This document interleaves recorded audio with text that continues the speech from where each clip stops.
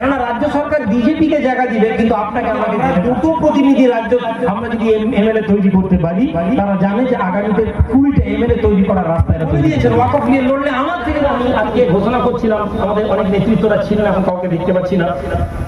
আমি বলছিলাম যে আমরা একটা পলিটিক্যাল পার্টি রেজিস্টার করেছি, আপনারা শুনেছেন, জানেন। আমি বলছিলাম যে আজ এই পার্টিটা এখান থেকে ঘোষণা করে দিই 2026-এর জন্য, কিন্তু আমাদের কিছু নেতৃত্বরা বললো, ভাইজান যেহেতু পলিটিক্যাল পার্টি, কলকাতায় গিয়ে প্রেস ক্লাব করে আপনি অ্যানাউন্স করুন। আমার ভাইরা, রাজনীতিতে আমি নামবো না এই কথা আমি বলেছি, ফলে রাজনীতিতে পার্সোনালি আমার কোনো ইন্টারেস্ট নেই, কিন্তু একমাত্র ভারত সরকার, পশ্চিমবঙ্গ সরকার, এদের কাছে একমাত্র এই দেশে থাকতে গেলে প্রতিবাদের একমাত্র রাস্তা হচ্ছে জনপ্রতিনিধি তৈরি করা। এর থেকে বড় লড়াই কিছু হয় না, এবং আমরা এই লড়াইয়ে সামিল হব। শুধু নয়, আপনাদেরকে প্রত্যেককে আবেদন করছি, আপনারাও সামিল হন, 2026-এর জন্য তৈরি হন, প্রস্তুত হন।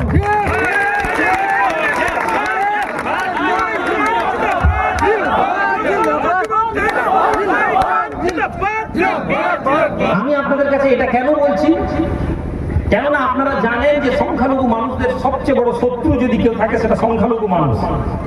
এই পূর্ব মেদিনীপুর জেলা একটি অর্গানাইজড ডিস্ট্রিক্ট আছে পুরো পশ্চিমবঙ্গে, যেখানে অর্গানাইজড ভাবে এখানকার কর্মীরা থাকে। কিন্তু সত্য কথা বলতে, কিছু মানুষ যারা ধর্মীয় সুরসুরানি দিয়ে এই জেলায় ডিস্টার্ব তৈরি করছে, আর আমাদেরকে ড্যামেজ করার জন্য আমাদের তৃণমূল আমাদের সামনে আসবে না, বিজেপি আসবে না, কংগ্রেস আসবে না, আমাদেরকে ড্যামেজ করার জন্য আমাদেরই মতন কোনো মোল্লা লোককে এখানে দাঁড় করাবে, যারা মুসলিমদের মধ্যে ডিভাইডেশন তৈরি করবে। আমি আজ 26-এর অনেক আগে ডিক্লেয়ার করছি, পূর্ব মেদিনীপুর জেলায় আমাদের আপিল থাকবে যে কোন সংখ্যালঘু মানুষের দরদ দিয়ে যারা বলছে যে সংখ্যালঘু মানুষের আমরা হয়ে প্রতিনিধিত্ব করব, আমাদের আপিল থাকবে যে তারা যেন ভোটটা নষ্ট করার গেলে না খেলে। তারা যদি এই জেলায় এসে ভোট নষ্ট করার প্ল্যানে থাকবেন, তো আপনাদের দায়িত্ব হচ্ছে তাদেরকে প্রত্যাখ্যান করা, তাদেরকে ফিরিয়ে দেওয়া। কেননা আমরা যতক্ষণ না এক জায়গায় আমাদের ভোটটা আনতে পারছি, আমাদের পশ্চিমবঙ্গে 71টা কখনো সিট হবে না। মানে আমি মুর্শিদাবাদে গিয়ে কখনো আমি ওখানে প্রার্থী দেব না, কেননা প্রার্থী দেওয়ার জন্য নয়, বরং আমাদেরকে একটা প্রতিনিধি তৈরি করার ভাবনা ভাবতে হবে। আর যারা এসে ডিস্টার্ব করার জন্য প্রার্থী তৈরি করবে, আপনি নিশ্চিত থাকুন এরা কোথাও না কোথাও বিজেপির হয়ে কাজ করছে অথবা রাজ্য সরকারের হয়ে কাজ করছে। আপনাদেরকে আমি বলি, আপনারা ভাববেন না যে তৃণমূল সরকার যদি বুঝতে পারে, রাজ্য সরকার যদি বুঝতে পারে, তারা জানে মহিষাদল তারা হেরে যাবে, তারা জানে নন্দকুমার তারা হেরে যাবে, তারা জানে পাঁশকুড়া পূর্ব পশ্চিম তারা হেরে যাবে, তারা জানে পৌর ভোট করলে হলদিয়া এবং পাঁশকুড়া পৌর ভোট তারা হেরে যাবে। যদি তৃতীয় অক্ষ করা হয়, সরকার বিরোধী একটা জোট করা হয়, এই সব জায়গাগুলোতে তাদের জেতার 0% সম্ভাবনা। তাহলে তারা আটকাবে কি করে? তারা সঙ্গে সঙ্গে সংখ্যালঘু ভোটটাকে ভাঙবে। কেননা রাজ্য সরকার বিজেপিকে জায়গা দিবে, কিন্তু আপনাকে আমাকে দেবে না। আজকে যদি আমরা দুটো প্রতিনিধি রাজ্য আমরা যদি এমএলএ তৈরি করতে পারি, তারা জানে যে আগামীতে 20টা এমএলএ তৈরি করার রাস্তা এরা তৈরি করে দিবে। পঞ্চায়েত ভোটে আমরা করিয়েছি, আমরা দেখেছি, লোকসভা ভোটে আমরা দেখিনি। ফলে আমরা এই বার্তাগুলো এই জন্য করে দিচ্ছি যে আমাদের কাছে পরিষ্কার একটা মেসেজ থাকবে রাজ্য সরকারের। দিদি বলে দিয়েছেন ওয়াকফ নিয়ে লড়লে আমার থেকে বড় শত্রু নেই। দিদি আমরা তো আপনাকে আমাদের ভেবেছিলাম যে আপনারা আমাদেরকে প্রতিনিধিত্ব করছেন।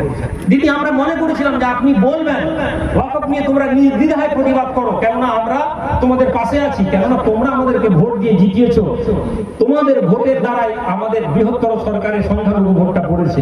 একথা দিদি বলবেন আমরা মনে করেছিলাম। ফলে দিদি বলছেন যে ওয়াকফ নিয়ে প্রতিবাদ করা যাবে না। আমরা প্রতিবাদ আজকে ওয়াকফ নিয়ে শুরুও করি, কিন্তু ওয়াকফের ইস্যু নিয়ে বলি যে দিদি যদি আমাদেরকে শত্রু মনে করেন, কেননা ওয়াকফ এমন একটি প্রপার্টি যা দিদির বলায় অথবা কোনো দাদার বলায় অথবা মোদিজির বলায় নয়, ওয়াকফ নিয়ে আমাদের লড়াই ছিল, আছে এবং আগামীতেও থাকবে। আমাদের প্রপার্টি কি কাজে লাগছে, বুদ্ধিজীবী যে বললাম 4টা মাথায় টুপি পরা লোক বলবে ওয়াকফের প্রপার্টির কি কাজে লাগে, আমাদের কি কাজে লাগে জানার দরকার নেই। আমার ঘরে 100 বিঘা জমি পড়ে আছে, আমার হাজার হাজার বিঘা যেমন দেবত্ব সম্পত্তি পড়ে আছে, তার কোনো হিসাব কেউ নেয়নি, তেমনি আমার 100 বিঘা জমি নিয়ে হিসাব কাউকে আমি দেওয়ার প্রয়োজন মনে করি না। আমি পারিনি, আমার ছেলে পারবে, আমার ছেলে পারবে না। একটা প্রজন্ম আসবে যেখানে ওয়াকফের জায়গায় আমরা হাজার হাজার স্কুল হসপিটাল তৈরি করবো, সেটা আমাদের দায়িত্ব। আমাদেরকে মোদিজি আমাদেরকে ছেড়ে দিন। আর যদি বলেন যে না বিল পাস করেছি হিন্দু মানুষদেরকে ওয়াকফ সম্পত্তিতে মেম্বার বানাতে হবে, তাহলে আপনারা জেনে নিন আমাদেরকেও আপনার দেবত্ব সম্পত্তিতে যেদিন আপনি পাস করবেন প্রত্যেকটা হিন্দু সম্পত্তিতে মুসলমানদেরকে মেম্বার রাখা হবে, সেদিন হিন্দু ওয়াকফ প্রপার্টিতে হিন্দুদেরকে রাখতে অসুবিধা নেই। না হলে আপনি সাম্প্রদায়িকতার এই কালা আইনকে আমরা মানছি না, আমরা কালা আইন মানব না। এবং এর প্রতিবাদে আপনারা জানেন ওয়াকফ প্রপার্টি ওয়াকফ যে বিষয় নিয়ে ভারতবর্ষে বিভিন্ন জায়গায় বিভিন্ন অর্গানাইজেশন কাজ করছে। অল ইন্ডিয়া মুসলিম পার্সোনাল ল বোর্ড, যার কয়েকটি মিটিং আমি নিজে ছিলাম, এবং তারাও আপিল করেছেন আগামী 13 তারিখ একটি মানববন্ধনের প্রোগ্রাম হয়েছে। আপনারা খবর পেয়েছেন? আমি চিঠিতে আমার কনসাইনমেন্ট আছে, আমি বলেছি একেবারে শান্তশিষ্টভাবে জুমার নামাজের পরে হ্যান্ড টু হ্যান্ড ধরে প্রতিবাদ করুন। এই যে বললাম, দেখুন ক্ষমতা শুধু চেঁচানোতে নেই, গাধা উচ্চস্বর উচ্চ, খালি চেঁচালে হবে না, চেঁচানোর প্রয়োজন আছে, কিন্তু শুধু চেঁচিয়ে হয় না, অর্গানাইজ হয়। আপনাদের কাছে দীর্ঘায়িত করবো না, কাকা এখানে খাওয়া দাওয়া সব ভেজ বিরিয়ানি এসে কোনো এসছেন? ঠিক আছে, ঠিক আছে। আমি আপনাদের সকলকে ধন্যবাদ। জিদিবাবু কোথায়? ঠিক আছে, আমি আপনাদের সকলকে ধন্যবাদ জানাই, এবং আবার বলছি আমার ভাইয়েরা, আমি আপনাদের শুকরিয়া আদা করে শেষ করতে পারবো। আমি রাস্তা খরচা আপনাদেরকে দিই, গাড়ি ভাড়া দিই, কিন্তু যখনই আমি আপনাদেরকে আবেদন করেছি আপনারা এসেছেন, আমি শুধু আবেদন করে যাব আল্লাহর জন্য যে আগামীতেও আমার এই লড়াইয়ে সাথ দিন। আমি হুজুর কিবলার স্বপ্নকে বাস্তবায়িত করার জন্য আজকে নেমেছি।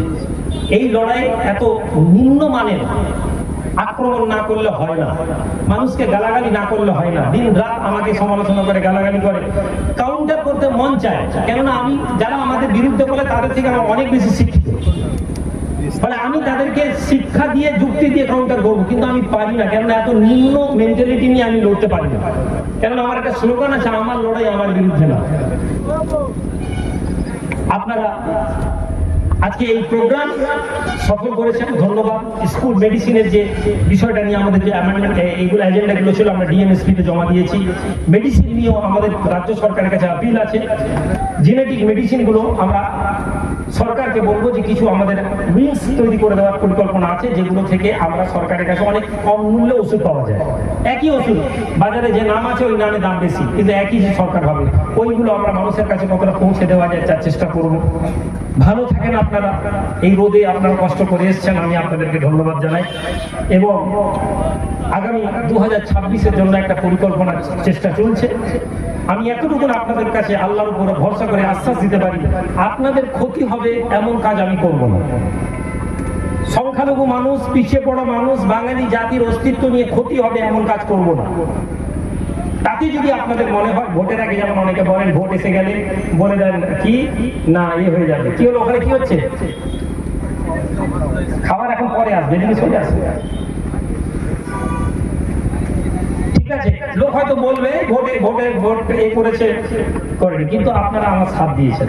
7 দিন ভালো থাকুন। হুজুর কিবলা খুবই অসুস্থ, তার শরীরে সুস্থতার জন্য দোয়া করুন। অল ইন্ডিয়া মাইনরিটি অ্যাসোসিয়েশন জিন্দাবাদ, হুজুর কিবলা জিন্দাবাদ, আইমার কর্মীবৃন্দ জিন্দাবাদ, আইমার সংগ্রাম জিন্দাবাদ।